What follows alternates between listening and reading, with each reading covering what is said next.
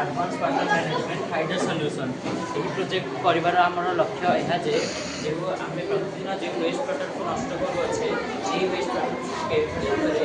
use कर project आसत देखा कि काम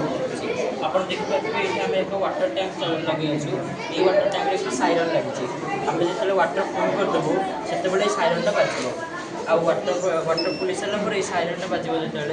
जो जो वेस्ट वाटर बाहर तले पड़ा से वेस्ट वाटर को आम वाश बेसिन यूज कर वाश बेसिन यूज कलापर ये आम एक जो जतक वेस्ट वाटर बाहर आम एक कंटेनर रखीदे कंटेनर रखलापर आम टॉयलेट फ्लश करवा कि अलग कम यूज कर